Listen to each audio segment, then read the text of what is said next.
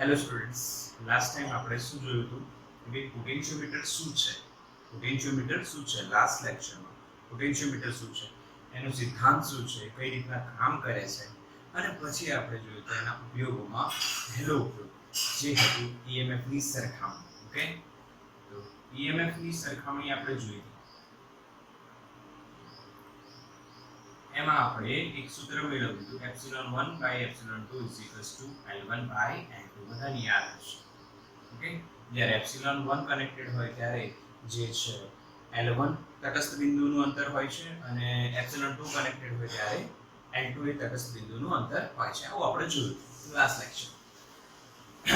હવે આપણે આજે શું કરવાના છે, આજે જોયું તો આપણે કયા જોડાણમાં હતું, સમાંતરમાં. શેમાં હતું આ? સમાંતર. હા, એકબીજાના સમાંતરમાં હતું આ બંને જે બેટરી હતી. આજે જે એનો જ પાઠ જોઈએ છે, એનો જ કે આ કેસ 1 હતું, કેસ 1. આજે કેસ 2 જોઈએ આપણે, શ્રેણી જોડાણમાં. બે કોષ જ્યારે શ્રેણી જોડાણમાં હશે ત્યારે તેમનું EMF કઈ રીતના કમ્પેર કરાય એ જોઈએ. તો સૌથી પહેલા આપણે જે બેઝિક ડાયાગ્રામ છે, બેટરી વેરિએબલ અવરોધ ઓર તમે રિયોસ્ટેટ કહી શકો છો. ઓકે, અહીંયા A હોય, અહીંયા C, તમે B લખી શકો, પણ બેટરીનો B છે કે આપણે C લખીએ છીએ. ઓકે, પછી અહીંયા આપણે પોટેન્શિયોમીટર તાર આવે.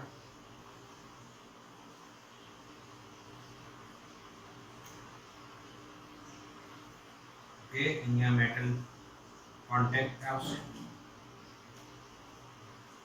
આપણે પોટેન્શિયોમીટરની રચના થઈ. અહીંયા એક કી આવે છે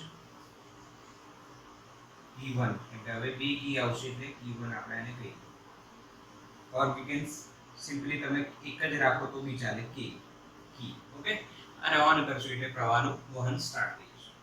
હવે જ્યારે શ્રેણીની વાત કરીએ તો શ્રેણીમાં આવી રીતના આપણે કનેક્ટ કરીએ. અહીંયા ગેલ્વેનોમીટર લગાવીએ, ε1 અને ε2 ને આપણે કનેક્ટ કરીએ, અને અહીંયા આપણે ગેલ્વેનોમીટર અને જોકી લગાવીશું. ઓકે, આ બંને શ્રેણીમાં છે. આ કેસમાં શું હતું, ઉપર ε1 નીચે ε2 એટલે સમાંતર જેવું દેખાતું, એટલે મેં એને સમાંતર જોડાણ નામ આપ્યું છે. આને શ્રેણીમાં કહીએ છીએ આપણે. હવે શ્રેણીમાં કહેવાય આને તો ગેલ્વેનોમીટર જોડેથી અહીંયા જોકી હશે બેટા, જોકી હશે, અને જોકી માની લો અહીંયા આપણે જ્યારે પહોંચીએ છીએ ત્યારે આપણને નલ પોઈન્ટ 1 મળે છે. કયો પોઈન્ટ મળે છે? Null point 1. તો સ્ટેપ 1, બે કોષ આપણે કનેક્ટ કર્યા, પરંતુ સહાયક સ્થિતિમાં. કઈ સ્થિતિ કહેવાય આને? સહાયક સ્થિતિ. એનો અર્થ બંને EMF નો સરવાળો થાય, ε1 ε2 થશે. કેમ કે બંને શેમાં છે બેટા? શ્રેણીમાં છે, અને પાછી સહાયક સ્થિતિમાં છે. કઈ સ્થિતિમાં છે બેટા?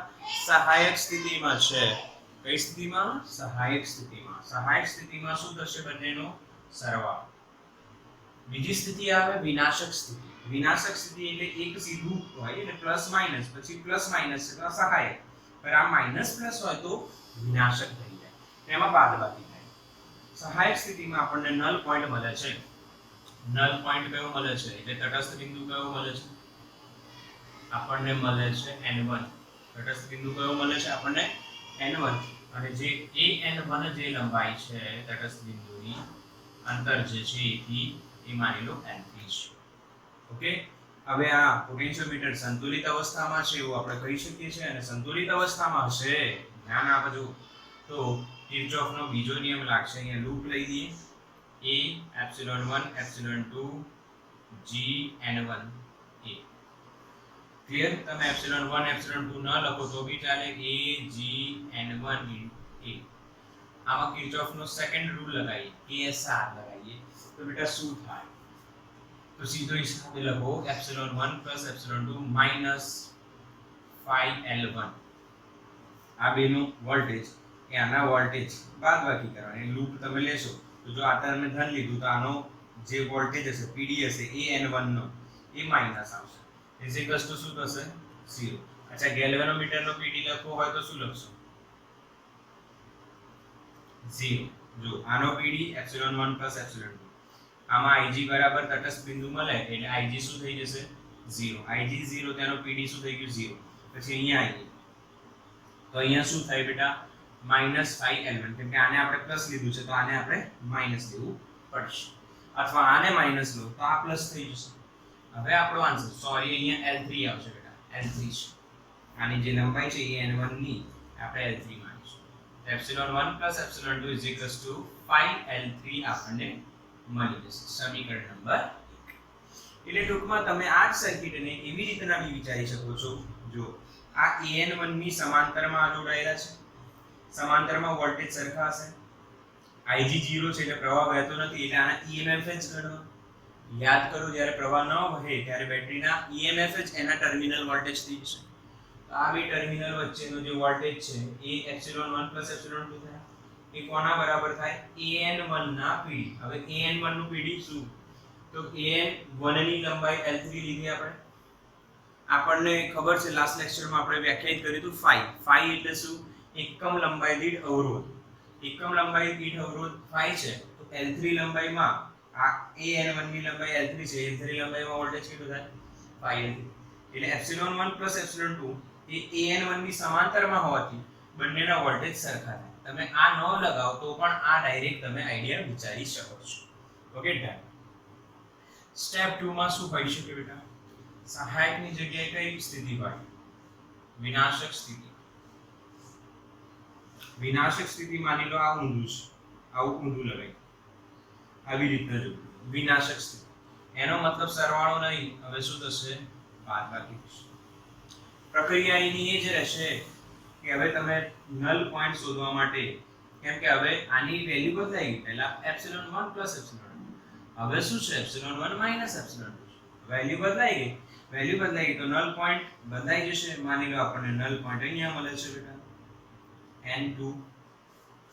તો તટસ્થ બિંદુ એટલે નલ પોઈન્ટ આપણને મળે છે n2 સ્થાને, જ્યાં Ig શું થઈ જશે? 0 અને પોટેન્શિયોમીટર કઈ અવસ્થામાં આવશે? સંતુલિત અવસ્થામાં આવશે.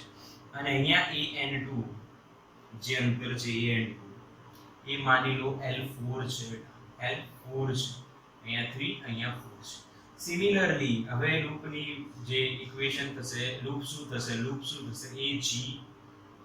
Ag n2a Ag n2 અને a. ઓકે, અહીંયા કિર્ચોફનો બીજો નિયમ લગાવશો તો epsilon1 - epsilon2 + 0 - 5L4 = 0 થશે.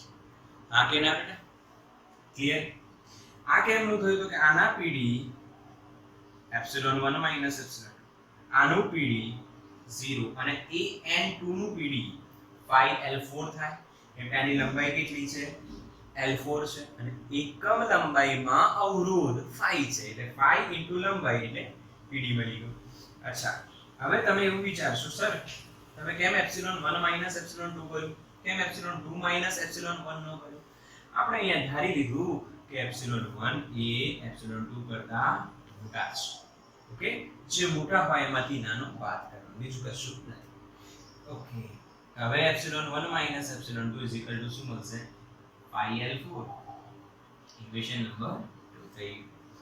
હવે તમે સમજો કે epsilon1 - epsilon2 એટલે આના વોલ્ટેજ Ig 0 છે તો આના જે EMF નો જે સરવાળો કે બાદબાકી થઈ એ an2 ના બરાબર હશે. an2 નું લંબાઈ કેટલી? L4 અને એકમ લંબાઈમાં અવરોધ કેટલો? 5, તો 5 * L4. an2 ના PD એ આના PD બરાબર થઈ જાય. ડાયરેક્ટલી લખી શકો છો. એ જ પ્રક્રિયા છે, બિલકુલ સીધી. હવે આપણે શું કરીશું સ્ટેપ 3 માં? સમીકરણ 1 અને 2 નો ગુણોત્તર લઈ લો બેટા. ગુણોત્તર લેતા તો લેતા બેટા ગુણોત્તર. હવે 1 અને 2 નો આપણે જ્યારે ગુણોત્તર લઈએ તો epsilon1 + epsilon2 upon epsilon1 - epsilon2 થાય 5L3 upon 5L4 એટલે L3 upon L4. કેમ કે 5 સમાન રહેશે અને કટ થઈ જશે એકમ લંબાઈ દીઠ અવરોધ. ઓકે, હવે શું થાય? હવે જો આ ટોપિક નું નામ શું છે? EMF ની સરખામણી. બે EMF છે epsilon1 અને epsilon2, એમની સરખામણી કરવાની છે. સરખામણી કરવાની હોય એટલે epsilon1 upon epsilon2 હોવું જોઈએ કાં તો epsilon2 upon epsilon1 હોવું જોઈએ. આ રીતના સરવાળો અને બાદબાકીનો ગુણોત્તર ન હોવો જોઈએ. ક્લિયર? તો पर અહીંયા તો સરવાળો અને બાદબાકીનો ગુણોત્તર છે, તો આને મેથ્સનો ઉપયોગ કરીને આપણે આને દૂર કરીશું. તો ભાઈ અંશ અને છેદમાં યોગ વિયોગ કરતા, ભાઈ યોગ અને વિયોગ કરશો એટલે આ દૂર થઈ જશે. જો યોગ એટલે ઉપર અંશમાં આપણે સરવાળો કરીશું, તો આ બંનેનો સરવાળો અંશમાં કરીશું તો આ પ્લસ આ અંશમાં લખવાનું, છેદમાં આ માઈનસ આ, અંશ માઈનસ છેદ, એપ્સિલોન 1 પ્લસ એપ્સિલોન 2, અંશ માઈનસ છેદ, છેદમાં માઈનસ કરીશું તો સંજ્ઞા બદલાઈ જશે. સમજ્યા? યોગ અને વિયોગ, યોગ એટલે અંશ અને છેદનો અંશમાં સરવાળો કરવાનો, વિયોગ એટલે અંશ અને છેદની બાદબાકી કરવાની છેદમાં કરી. ઓકે, યોગ વિયોગ કરી. અહીંયા પણ સેમ અંશ અને છેદનો સરવાળો કરો અને નીચે અંશ અને છેદની બાદબાકી. બોલો ભાઈ, કોઈ ક્લિયર?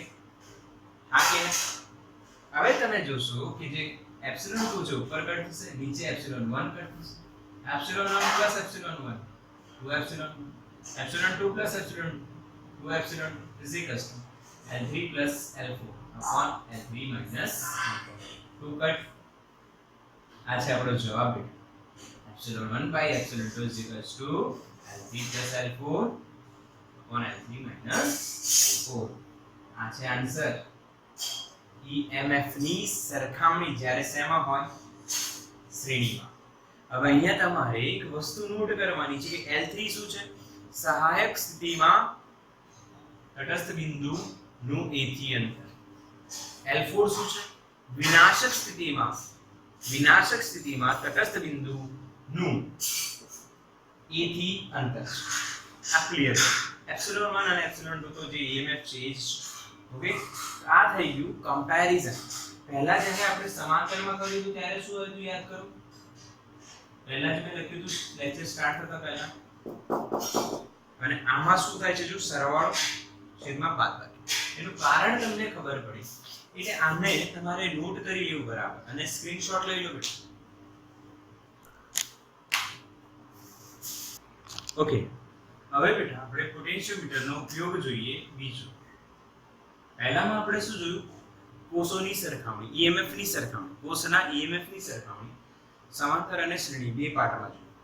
હવે આપણે જોઈએ બીજો ઉપયોગ. બીજો ઉપયોગ છે કોષનું આંતરિક અવરોધ શોધો.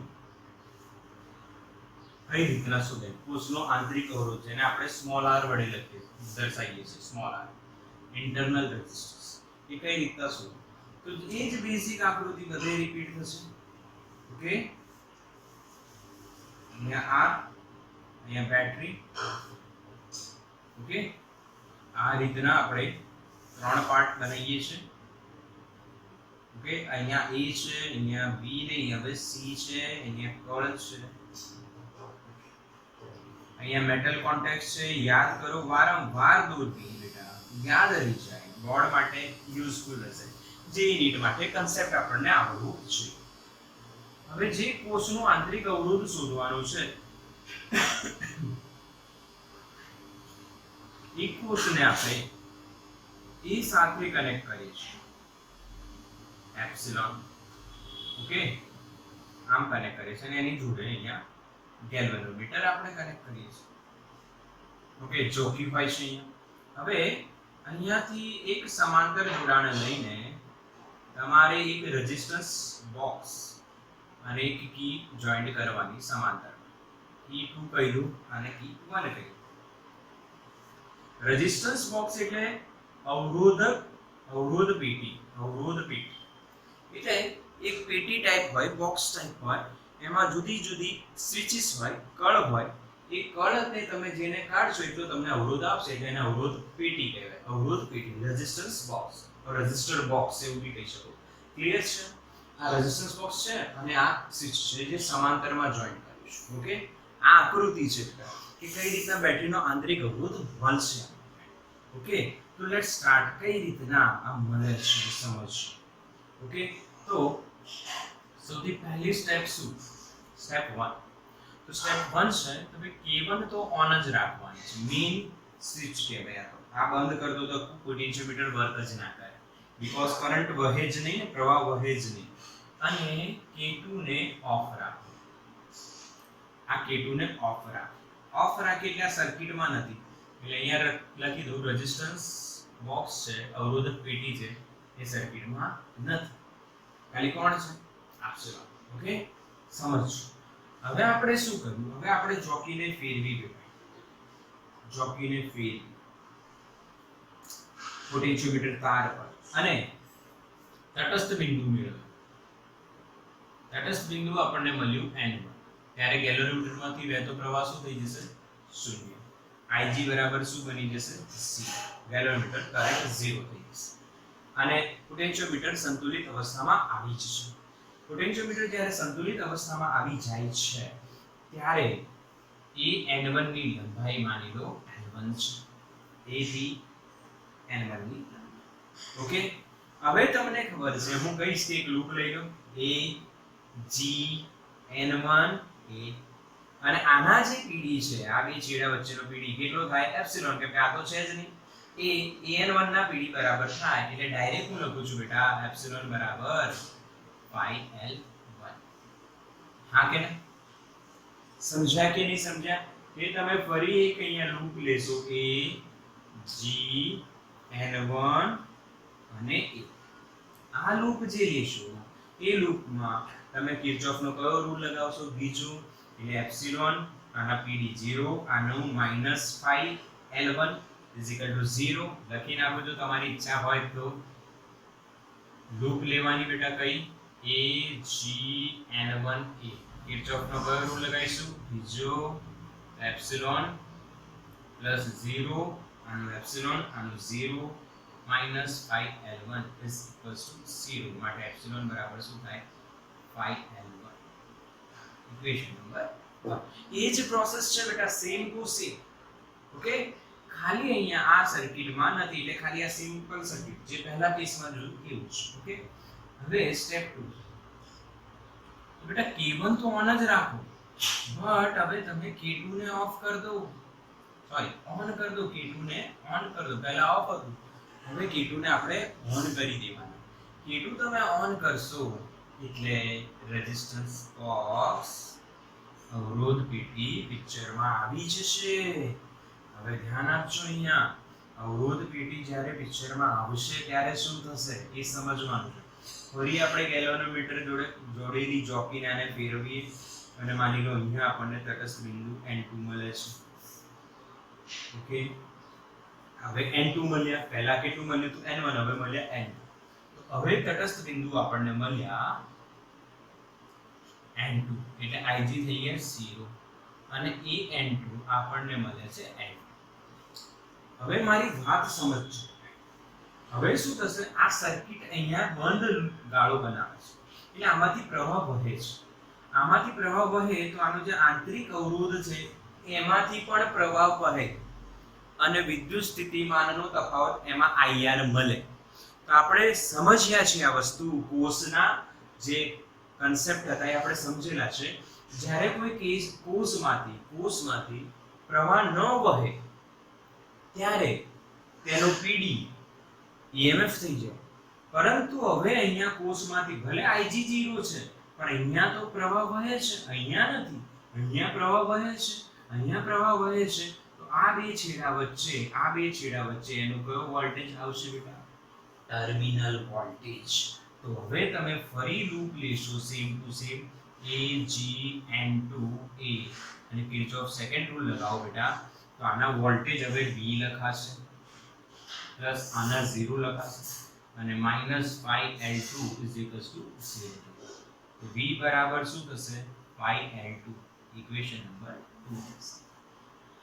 સમજ્યા? સીધી વાત તમે કરો તો કે આના હવે વોલ્ટેજ થઈ ગયા ટર્મિનલ, કેમ કે અહીંયા પ્રવાહ મળશે આ લૂપમાં. ભલે અહીંયા પ્રવાહ નથી જતો પણ અહીંયા તો હશે, કેમ કે અહીંયા બંધ ગાળો છે બેટા. અહીંયા જે પ્રવાહ મળશે એના કારણે આનો આંતરિક અવરોધમાં જે IR વોલ્ટેજ ડ્રોપ થશે. તો ટોટલ બે છેડા વચ્ચે વોલ્ટેજ કેટલો થશે? Epsilon minus IR. એને આપણે ટર્મિનલ વોલ્ટેજ V લખીશું. ક્લિયર?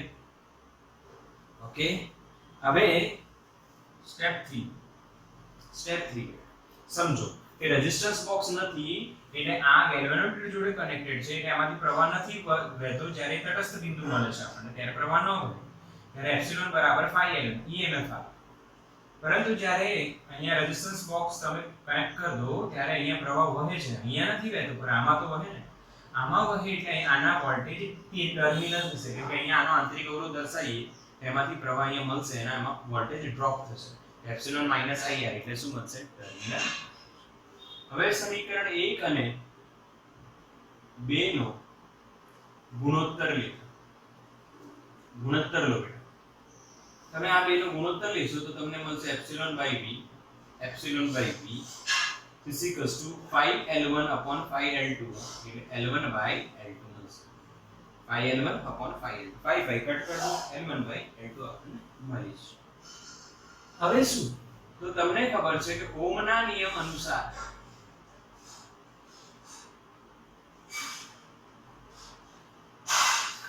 એપ્સિલોન બરાબર લખાય I r plus small r અને ટર્મિનલ વોલ્ટેજ બરાબર લખાય IR માની લો આ રેઝિસ્ટન્સ બોક્સ નો અવરોધ કેટલો છે R તો V બરાબર આમાંથી માની લો પ્રવાહ વહે છે I તો IR થાય અને જ્યારે તમે એપ્સિલોન લખો અને અહીંયા એનો આંતરિક અવરોધ તમે ગણો તો એપ્સિલોન બરાબર શું લખાશે I કુલ અવરોધ કેટલો થાય R plus small r અને જ્યારે તમે TV લખશો બેટા એમાં આખું IR TV લખશો ત્યારે IR આખું આ પહેલા આપણે જોયેલા છે વિદ્યુત કોષ ને બધા લેક્ચર્સ ઓકે તો એપ્સિલોન ની વેલ્યુ મૂકીશું I r plus small r v ની વેલ્યુ શું મુકાશે IR is equal to L1 by I cut થઈ ગયું બેટા છેદને અંશમાં જે છે r plus small r એમને બંનેને છેદ વડે આપણે ભાગીએ તો r by r 1 થઈ જશે અને અહીંયા small r upon capital R okay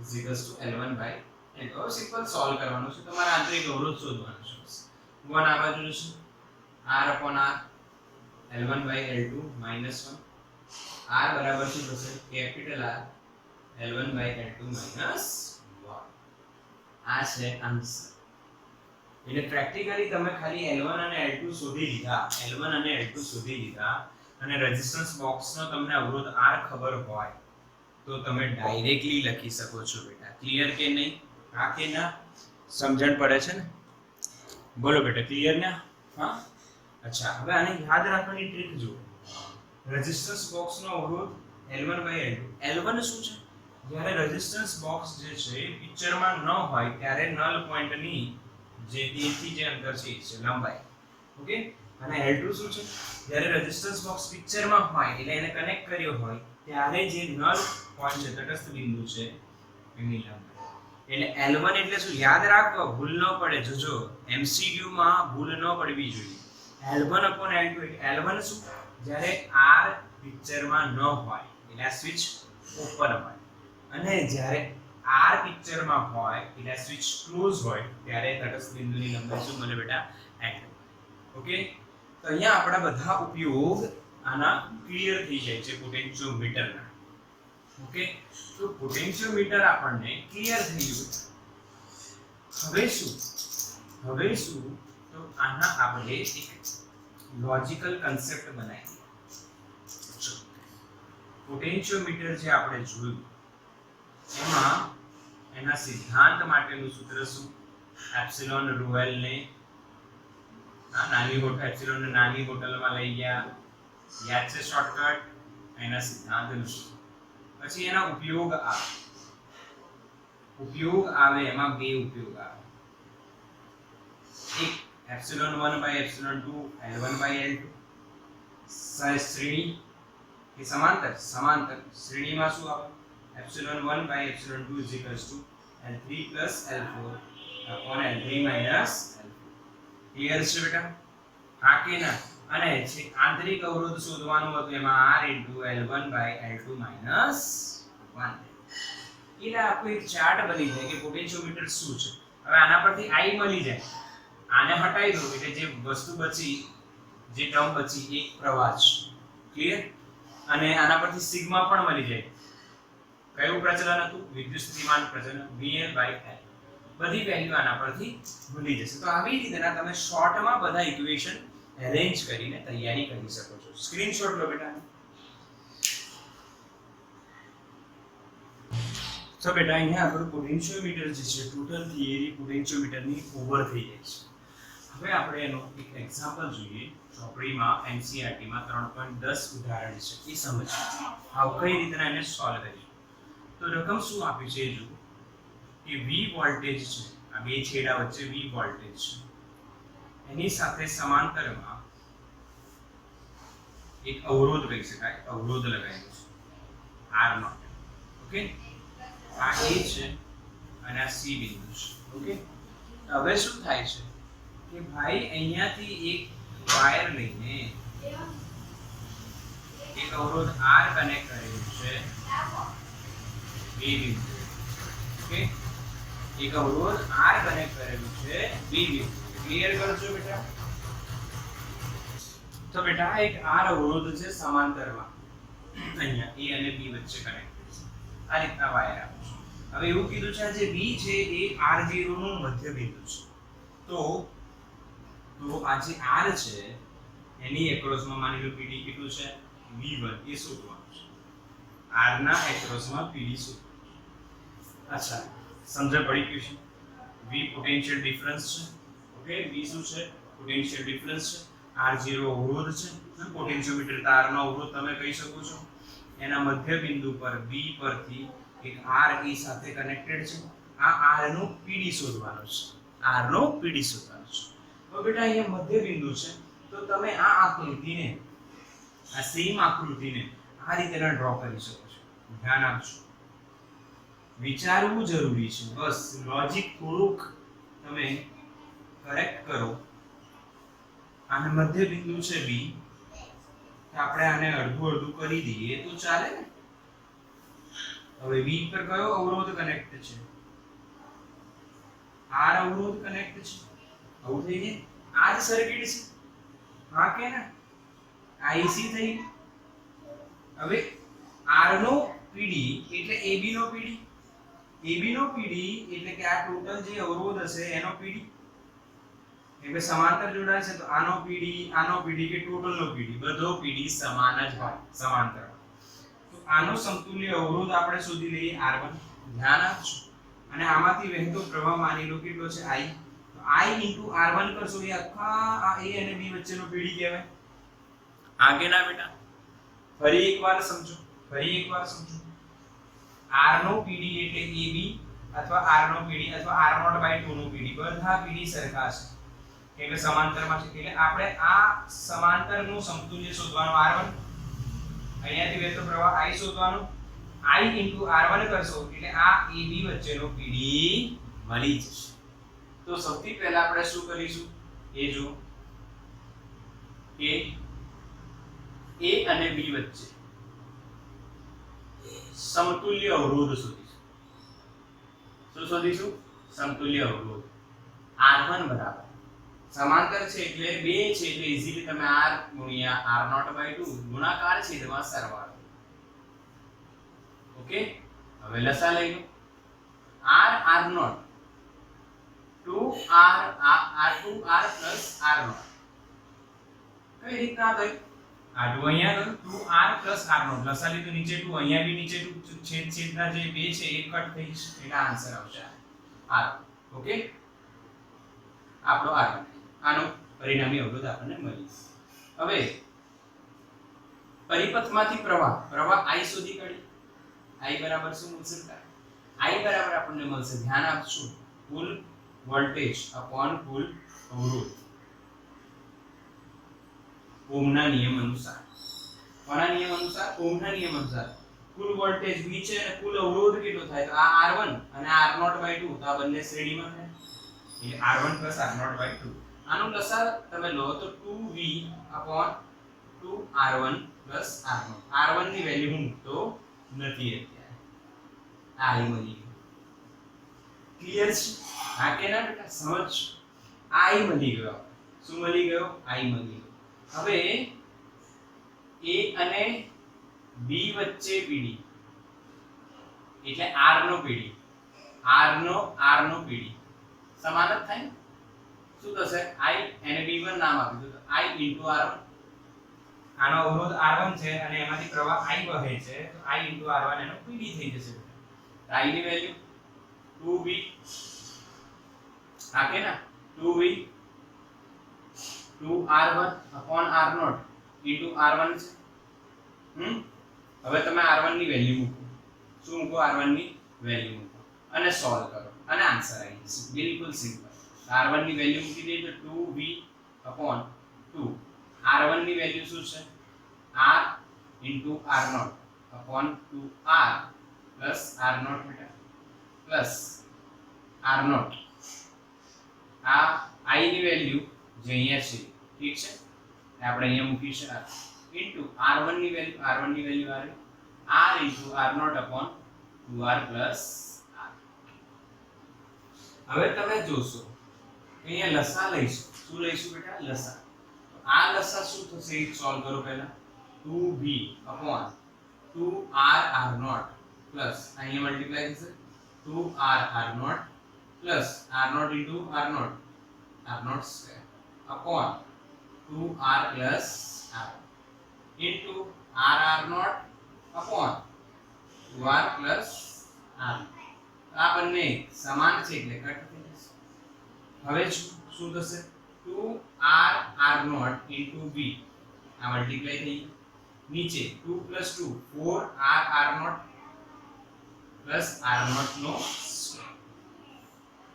answer છે પરંતુ જો અંશ અને છેદને R0 વડે ભાગો તો 2R * V / 4R plus R0 એ આપણો આન્સર આને R0 વડે ભાગી દો અને આને R0 વડે ભાગી અંશ અને છેદને R0 વડે ભાગતા તો R0 કટ અહીંયા R0 કટ અહીંયા એક R0 કટ એટલે ખાલી R0 બચશે અહીંયા 4R બચશે અહીંયા 2R બચશે ક્લિયર છે બેટા તો આ થઈ ગયો આપણો ફાઇનલ સમ અહીંયા આપણો જે ચેપ્ટર છે NCERT પ્રમાણે પૂરો ક્લિયર થઈ ગયું છે તમે એની તૈયારી કરો લખો અને એક્સરસાઇઝ સોલ્વ કરો ઓકે અને આપણે એક્સરસાઇઝના ડાઉટ્સ બી સોલ્વ કરીશું ઓકે સ્ક્રીનશોટ લઈ લો